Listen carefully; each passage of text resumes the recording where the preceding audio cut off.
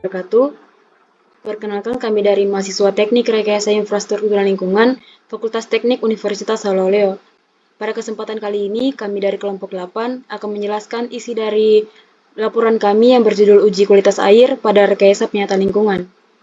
Langsung saja, untuk pembahasan kami pada penjelasan kali ini itu yang pertama berjudul pendahuluan, yang kedua tinjauan pustaka, yang ketiga metodologi praktikum, keempat hasilan pembahasan, dan yang kelima penutup. Langsung saja, untuk poin pertama pendahuluan. Pada pendahuluan ini berisikan tentang latar belakang, yakni bahwa air merupakan sumber daya alam yang memenuhi hajat hidup orang banyak sehingga perlu dilindungi agar dapat tetap bermanfaat bagi hidup dan kehidupan manusia serta makhluk hidup lainnya. Seiring bertambahnya jumlah penduduk dan populasi manusia dari hari ke hari, maka semakin bertambah pula permasalahan ketersediaan dan pencemaran air, baik penggunaan air tanah yang ugal-ugalan maupun pencemaran air akibat limbah rumah tangga. Pencemaran air merupakan kondisi yang diakibatkan karena adanya beban pencemar atau limbah buangan yang berupa gas, bahan terlarut, dan partikulat. Maka dengan adanya permasalahan tersebut, diadakanlah uji kualitas air yang berguna untuk mengidentifikasi apakah air tersebut tergolong air bersih melalui tiga parameter, yaitu yang pertama fisika, kimia, dan biologi. Hal ini dilakukan untuk mencegah efek negatif dari konsumsi air bagi kesehatan manusia. Berdasarkan hal tersebut, kami mahasiswa Teknik Rekayasa Infrastruktur dan Lingkungan dari kelompok 8 melakukan praktikum rekayasa penyataan lingkungan pada percobaan uji kualitas air dengan menggunakan alat pH tester serta Fook thermometer untuk bisa mengetahui kualitas air di Jalan Suprapto nomor 20 Mandonga, Kecamatan Mandonga, Kota Kendari, Sulawesi Tenggara. Adapun rumusan masalah pada laporan kami, yang pertama itu bagaimana cara menentukan nilai suhu, pH, TSS, dan TDS. Untuk poin kedua, bagaimana cara menentukan status mutu air berdasarkan Kepmen LHK nomor 27 tahun 2021. Dan terakhir, yang ketiga itu, bagaimana cara mengetahui kondisi aliran sungai berdasarkan indeks kualitas air dan membandingkannya dengan aliran-aliran sungai lainnya yang menjadi sampel pengujian. Baik, sekian penjelasan dari saya untuk poin pertama yaitu pendahuluan. Untuk poin selanjutnya akan dibawakan oleh teman kelompok saya.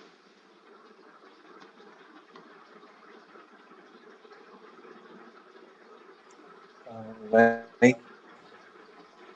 untuk bab kedua yaitu tinjauan pustaka berisi tentang pengertian air, di mana air adalah sumber daya alam yang esensial bagi kehidupan, diperlukan oleh semua makhluk hidup. Pengolahan air harus dilakukan secara bijaksana untuk memenuhi kebutuhan generasi sekarang dan mendatang. Kualitas dan kuantitas air sangat penting karena pencemaran dapat merusak kualitasnya sehingga pemanfaatan air harus dilakukan dengan hati-hati. Kemudian pada poin kedua yaitu sumber-sumber air, yang dimana sumber air dibagi menjadi tiga kategori utama. Yang pertama, air permukaan, yang dimana air yang mengalir di atas permukaan bumi seperti sungai dan danau.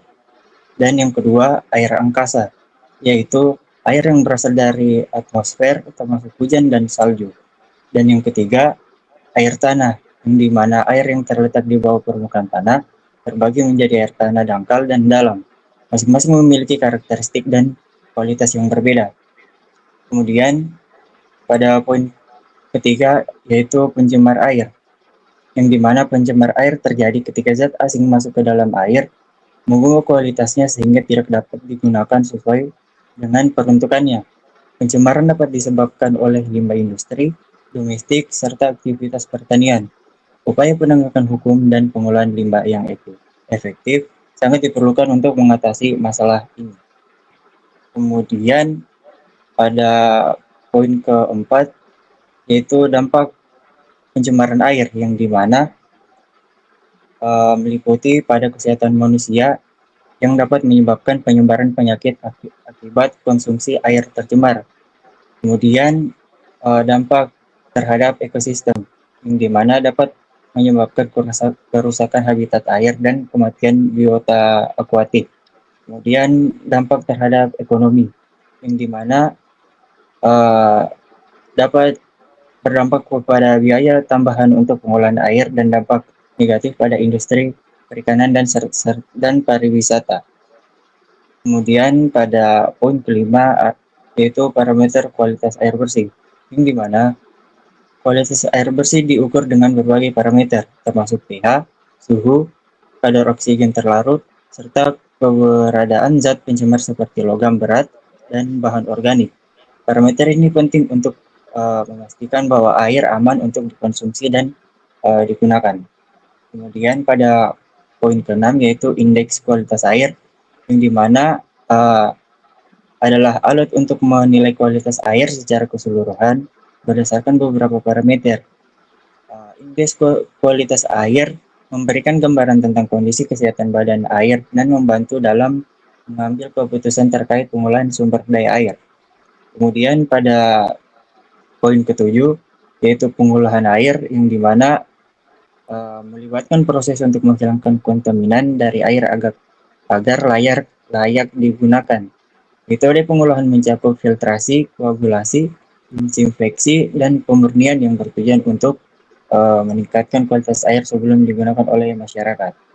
Kemudian pada poin ke-8 yaitu peraturan terkait pencemaran air, yang dimana menurut peraturan pemerintah mengenai pencemaran air bertujuan untuk melindungi sumber daya air dari pencemaran. Undang-Undang Nomor 32 Tahun 2009 dan Peraturan Pemerintah Nomor 82 Tahun 2001 mengatur batasan tentang pencemaran serta tindakan yang harus diambil untuk menjaga kualitas lingkungan hidup. Kemudian pada poin ke-9 yaitu tujuan SDGs terkait air bersih di Indonesia, yang dimana tujuan pembangunan berkelanjutan ini terkait air bersih di Indonesia berfokus pada memastikan akses universal terhadap air bersih dan sanitasi yang layak. Ini mencakup pengolahan sumber daya air secara berkelanjutan dan peningkatan kualitas air bersih untuk mendukung kesehatan masyarakat. Dan yang terakhir, yang ke-10, yaitu peran studi rekayasa infrastruktur dan lingkungan dalam bidang air bersih dan sanitasi atau WASH, yang dimana studi rekayasa infrastruktur lingkungan berperan penting dalam merancang sistem pengolahan air bersih dan sanitasi yang efisien.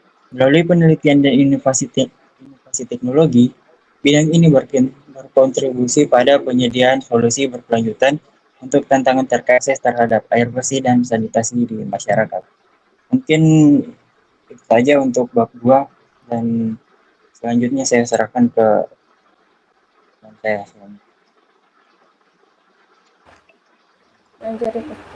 Baik, selanjutnya saya akan menjelaskan isi dari bab 3 tentang metodologi praktikum. Pada waktu praktikum, kami melaksanakannya pada hari Sabtu, tanggal 16 November tahun 2024, pada pukul 06.00 sampai 15.00 waktu Indonesia Tengah. Tempat praktikumnya itu berlokasi di Jalan Suprapto nomor 20 Mandunga, Kecamatan Mandunga, Kota Kendari, Sulawesi Tenggara, dan melakukan pengambilan sampel dan pengujian sampel itu di Laboratorium Kelautan Universitas Haloleo.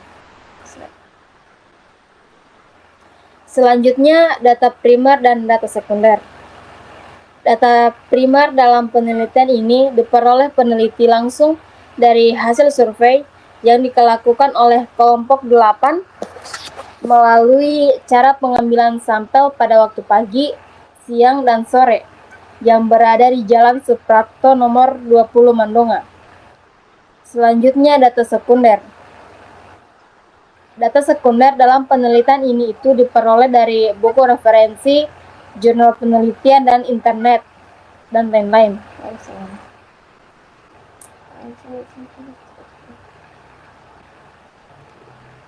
Selanjutnya, alat dan bahan. Yang pertama itu ada pengukuran pH. Alat yang digunakan dalam pengukuran pH itu menggunakan pH meter atau pH 009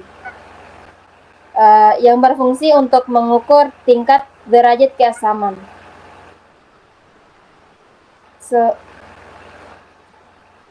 Selanjutnya ada pengukuran suhu.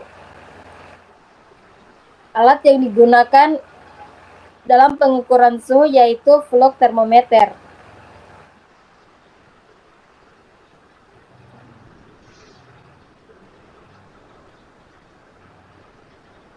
Yang berfungsi untuk mengukur suhu atau perubahan suhu dari waktu ke waktu agar kita mengetahui kondisi air yang dijadikan sampel. Selanjutnya ada penggaris yang berfungsi untuk mengukur tinggi muka air dengan menempatkan penggaris pada wadah atau kolam sehingga kita mudah untuk melihat level dan mencatatnya. Selanjutnya ada stopwatch.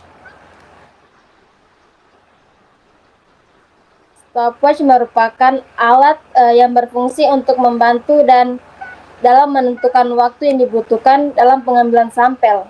Contohnya pada saat waktu pengambilan sampel sebanyak 3 kali dengan waktu yang dibutuhkan selama 5 detik. Selanjutnya ada blanko data. Dia digunakan untuk mencatat waktu, pelaksanaan praktikum, visual air, suhu udara, dan air yang sesuai pada saat praktikum.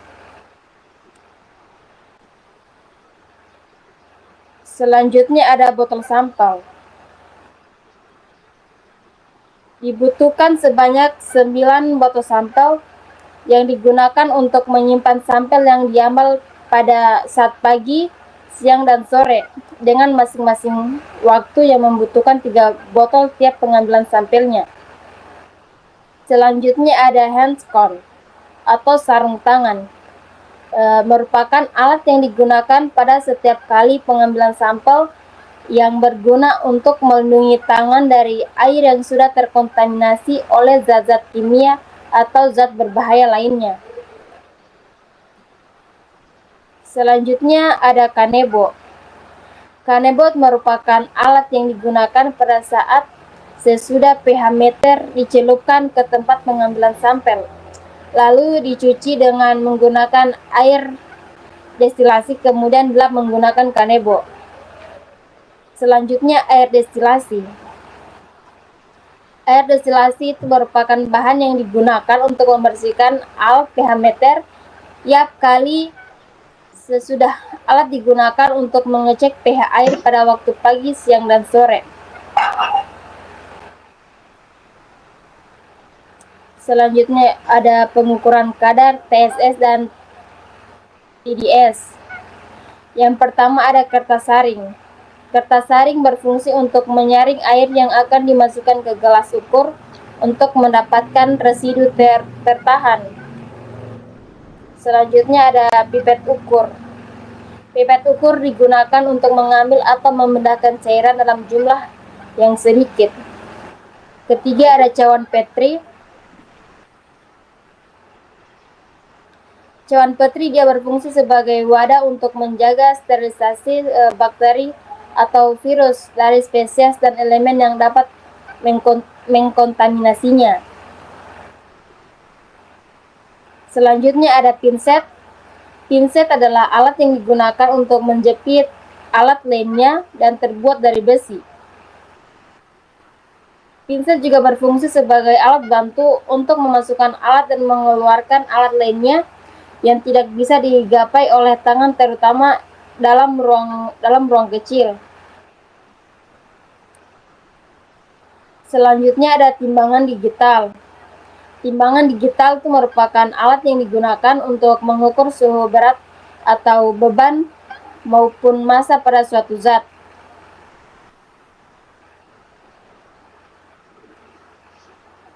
Dalam praktikum, Timbangan digital ini digunakan untuk mengukur berat kertas saring, cawan petri, dan lain-lainnya. Selanjutnya ada corong.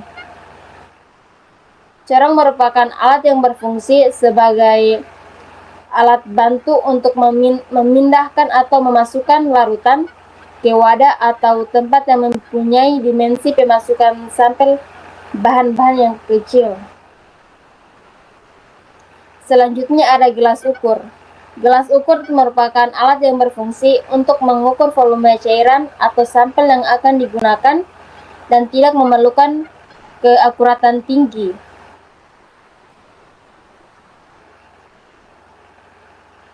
Dan yang terakhir ada oven.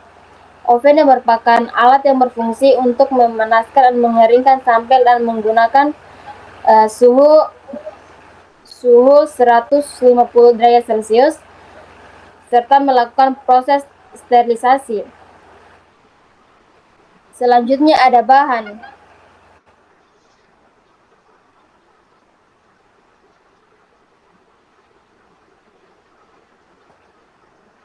Bahan yang kami gunakan yaitu air sampel. Air sampel merupakan bahan yang digunakan pada saat pengujian dan sebagai bahan utama. Air sampel juga berfungsi sebagai bahan utama untuk melakukan pengujian di laboratorium.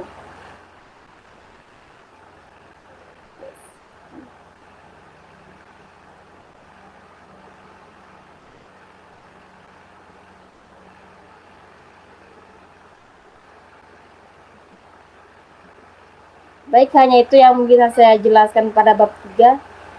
Selanjutnya saya persilakan kepada letting saya. Baik, terima kasih.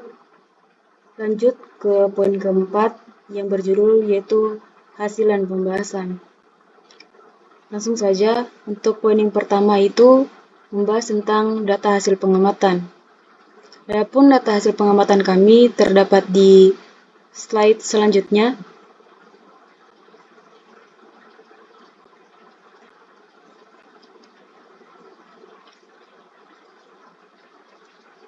Untuk hasil pengamatan kami pH air dan suhu ada terdapat di slide ini.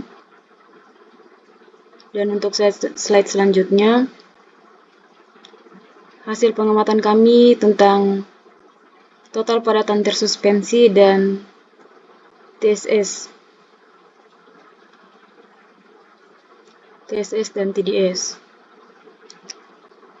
Mungkin kembali ke slide sebelumnya.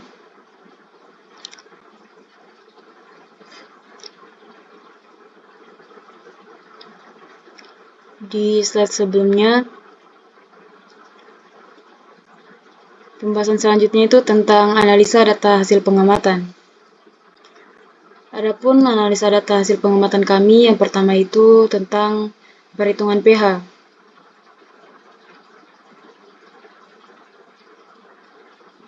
Untuk perhitungan pH sendiri berumuskan pH sama dengan pH periode pertama ditambah periode kedua ditambah periode ketiga dibagi 3. Adapun hasil pengamatan pH pertama kami itu berhasilkan 8,03, untuk pH kedua itu 6,88, untuk pH ketiga itu 9,45, dan pH rata-rata yang kami dapatkan itu bernilai 8,12. Untuk analisa data hasil perhitungan pengukuran suhu, adapun rumusnya itu rata-rata suhu udara sama dengan suhu 1 ditambah suhu 2 ditambah suhu 3 dibagi 3. Sama dengan 25 ditambah 29 ditambah 32 dibagi 3. Yakni mendapatkan hasil 28,6 derajat. Untuk rata-rata suhu air berumuskan suhu 1 ditambah suhu 2 ditambah suhu 3 per 3 sama dengan 19,6 ditambah 21,4 ditambah 31,1, yang mendapatkan hasil 24,3 derajat Celcius. Selanjutnya, untuk pengukuran kadar TSS. Untuk pengukuran kadar TSS sendiri berumuskan TSS sama dengan B dikurang A dibagi V, di mana untuk sampel pertama itu kami mendapatkan hasil 3 mg per liter, untuk sampel kedua kami mendapatkan hasil 5 mg per liter, dan untuk sampel ketiga kami mendapatkan hasil 6 mg per liter. Selanjutnya untuk pengukuran kadar TSS berumuskan B dikurang A dibagi V sama dengan 40. Untuk sampel pertama itu sendiri kami mendapatkan hasil 50 mg per liter, sampel kedua 25 mg per liter, dan sampel ketiga kami mendapatkan hasil 10 mg per liter. Untuk poin selanjutnya, perhitungan indeks pencemar air.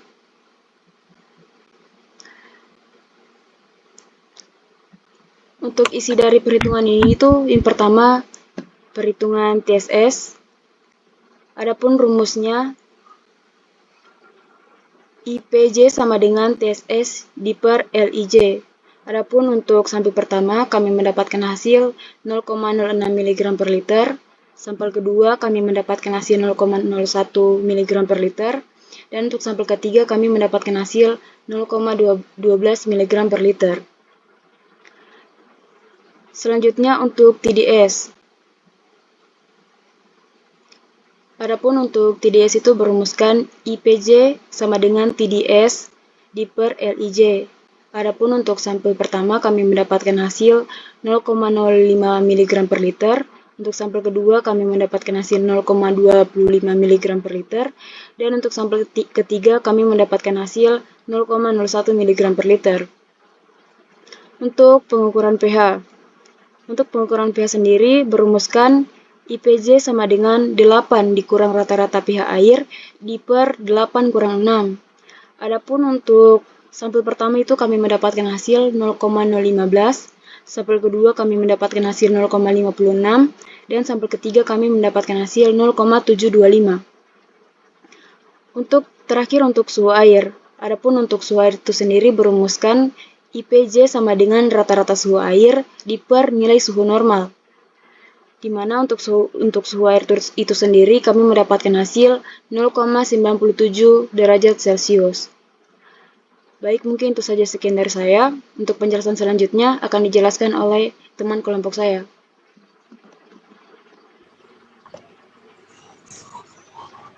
Baik, untuk analisa indeks kualitas air. Untuk mengetahui indeks kualitas air dari sampel yang telah diuji, kami menggunakan rumus yang bersumber dari modul uji kualitas air dengan rumus IPJ sama dengan akar CI per LI kuadrat M tambah CI per LIJ kuadrat R dibagi 2, di mana LIJ konsentrasi parameter kualitas air, CI konsentrasi parameter kualitas air hasil survei, dan IPJ indeks pencemaran bagi peruntukan. Untuk sampel pertama itu kami mendapatkan hasil yaitu 1,24, untuk sampel kedua 1,36, dan untuk sampel ketiga itu 1,42. Kemudian untuk pembahasannya itu untuk suhu diperoleh rata-rata suhu air adalah 24,3 derajat Celcius. Berdasarkan data pengukuran yang diujikan, suhu air menunjukkan air limbah termasuk dalam golongan 1. Kemudian untuk pH, rata-rata gabungan pH air sungai adalah 8,12. Berdasarkan hasil yang diperoleh dari pH air sungai kawasan di Jalan Suprapto nomor 20 menunjukkan air bersifat basa. Kemudian untuk pengukuran TSS, hasil yang diperoleh dari 100 ml sampel air padatan tersubstansi memiliki kadar zat sebanyak 3 mg per liter untuk sampel 1, untuk sampel 2 5 mg per liter, sedangkan untuk sampel 2 mg per liter. Kemudian untuk pengukuran TDS, hasil yang diperoleh dari 20 ml sampel air zat terlarut memiliki kadar zat sebanyak 50 mg per liter untuk sampel 1, untuk sampel 2 yaitu 20 mg per liter, sedangkan untuk sampel 3 yaitu 10 mg per liter, dengan indeks pencemar ditinjau dari baku mutu air. Kemudian untuk kesimpulan akan dibacakan oleh saudara saya Awaludin Rajab.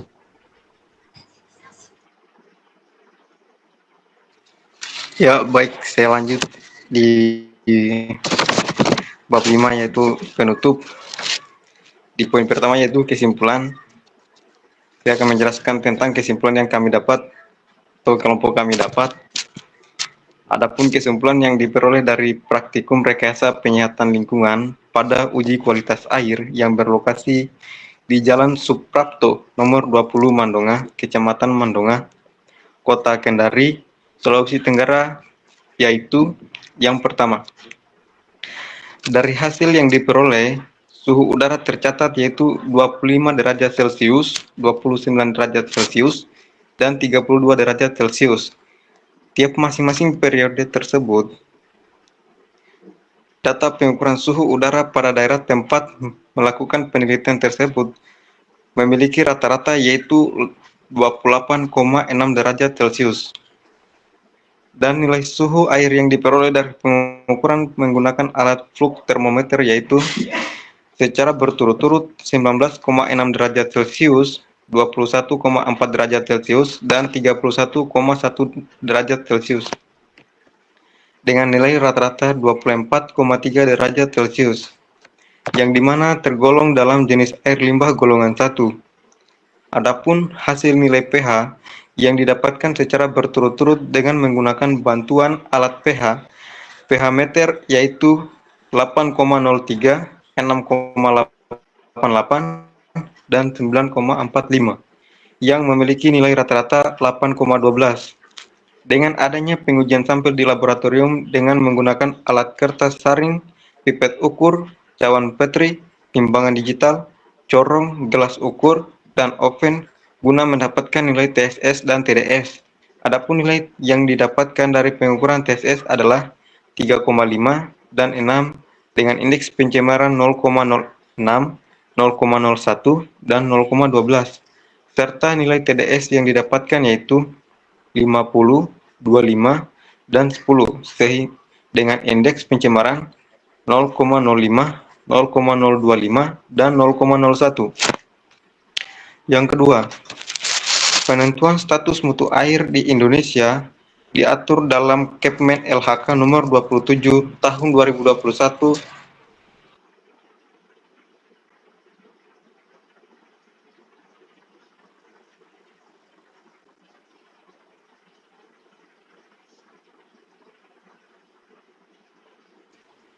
tahun 2021 tentang metode penentuan status mutu air.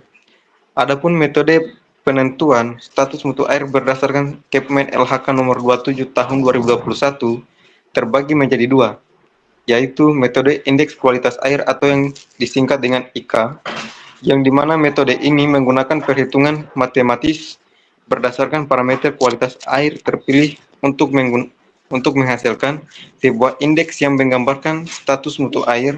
Dan yang kedua, metode indeks pencemaran atau yang disingkat dengan IP. Metode ini membandingkan konsentrasi parameter kualitas air dengan baku mutu air untuk menentukan tingkat pencemaran. Lanjut yang ketiga, yang terakhir. Adapun cara mengetahui kondisi air aliran sungai berdasarkan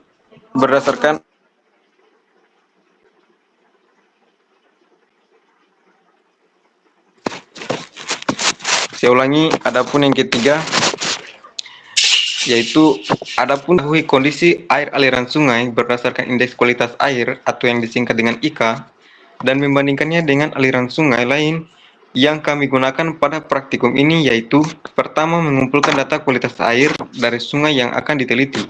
Data ini kami peroleh melalui pengukuran parameter-parameter kualitas air di lapangan atau in situ dan di laboratorium.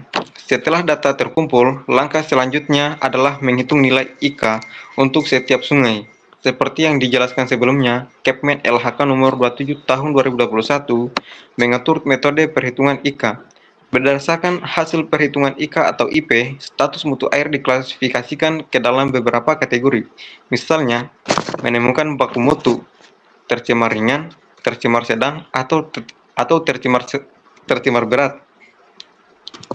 Adapun hasil perhitungan yang dilakukan oleh kelompok 8 menunjukkan bahwa air sungai yang berada di Jalan Suprapto nomor 20 Kecamatan Mandonga berada dalam kondisi tercemar ringan. Lanjut ke poin yang kedua, yaitu saran. Adapun saran yang dapat kelompok kami berikan pada praktikum rekayasa penyataan lingkungan pada uji kualitas air ini adalah diperlukan pemantauan kembali terhadap alat-alat yang akan digunakan pada saat sebelum melaksanakan praktikum, contohnya seperti mulai dari alat pH meter, plug termometer, kertas saring, cawan, oven, botol sampel, air destilasi, dan lain sebagainya yang masih menjadi kekurangan pada praktikum ini. Karena dengan adanya perlengkapan alat, praktikum dapat berjalan sesuai prosedur sesuai dengan yang telah ditetapkan, dan mungkin selanjutnya diperlukan juga adanya laboratorium tersendiri agar tidak bergabung atau bertabrakan dengan jenis praktikum yang lain. Itulah penjelasan dari bab 5. Saya serahkan kepada teman sekelompok saya untuk selanjutnya. Baik, terima kasih. Mungkin itu saja beberapa penjelasan dari kelompok kami mengenai hasil dari laporan kami pada uji kualitas air rekayasa penyataan lingkungan. Semoga bisa dapat bermanfaat bagi orang banyak. Kami tutup dengan ucapan wassalamualaikum warahmatullahi wabarakatuh. Waalaikumsalam warahmatullahi wabarakatuh.